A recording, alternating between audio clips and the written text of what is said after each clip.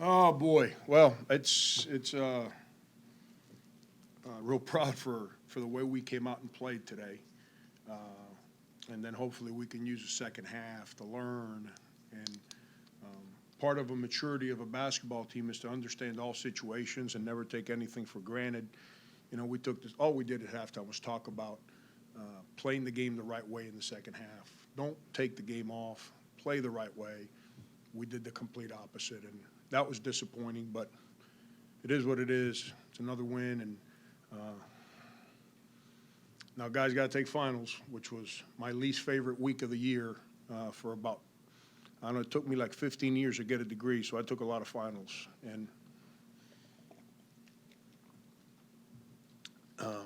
our guys need to hit out of the park this week so they can finish the other part of their responsibility the right way. Frank, just how at halftime, you basically played a near flawless first half. Did you think that maybe a letdown was inevitable, or did you or stress to them how to handle it when it did happen? No, it's when you're around us so long, you kind of know what's going to happen. You don't, there's a reason that's all we spoke about at halftime, and give Orlando credit. His kids are trying. He is battling what I battled here 3 years ago. He's got good players. I'm talking about like when Sindarius and those guys were freshmen. He's got good players that don't understand yet how to play to win in college. And he doesn't have anyone in the locker room that's been through it to lead. But I'm just telling you, our guys have been great. We weren't very good. We were just okay in practice on Thursday, and we were good physically. We were bad mentally. And then the leadership of our team, they came in on Friday, and they made sure that our guys practiced. They made sure that our attention to detail was good, and we came out and played that way. We were flying on defense. I think we committed 2 or 3 fouls in the first half. That means that we were where we needed to be and then get broken down, and which then allows us to be aggressive offensively. And we made shots and passed it and came out the second half and then the complete opposite for 20 minutes. But it is what it is. It's over and done with. I don't dwell on the good. I don't dwell on the negative. It's time for finals, and we'll be okay. We'll learn from this. 10-day break, going back with the finals. What do you do? What's your schedule like as you get prepared for that? And then with Drexel and Clemson up next, what are the main things you're focused on getting this team better at? Yeah, 10-day break for you. You don't have to listen to me for 10 days. Right. We get most of the freshmen right now are tired. They're overwhelmed. They've never had to practice so hard. They've never had expectations of having to do their jobs the right way so hard. Academically, they're bogged down from tutors and meetings and this and that. They need to go finish the finals and be able to decompress a little bit so they can regroup mentally. You go through this every year with freshmen. It never changes. The upperclassmen,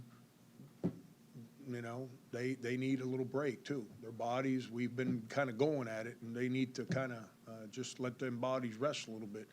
As coaches, we're going to do some recruiting during this week, aggressive recruiting, that is.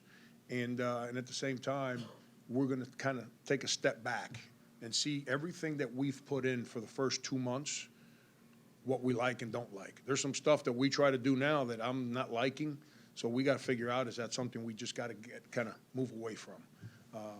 And that's kind of what we'll kind of do here probably Friday, Saturday, somewhere in there. And I like 2-day prep for a game is what I like. So we'll still practice a little. We're not practicing tomorrow, Monday. Tuesday we do nothing but individuals, so there's no team stuff on Tuesday. And then we start kind of re-engaging on some teaching on whatever we want to move forward with. And then the following Sunday, Monday, then it's what to the wall and total game prep. And then go out against Drexel and try and play a little better than we played today. It's just one game at a time, one day at a time. Frank, they had 20 offensive rebounds. How much have you already hammered that to the guys in the locker room? Well, our center play hasn't been very good. all week.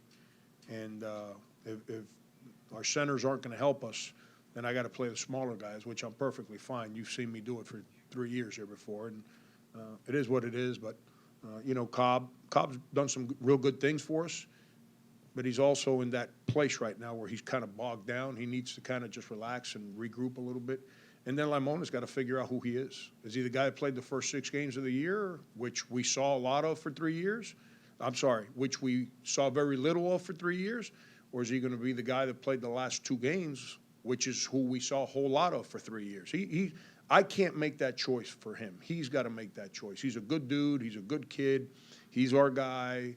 But what he's done the last 2 games is just not good. It's not the way it's seen. You don't see Carrera Mendalgas playing that way. Mendalgas wasn't great today, but that guy left his life, his body and soul on the court, and we need that from Laimonas again.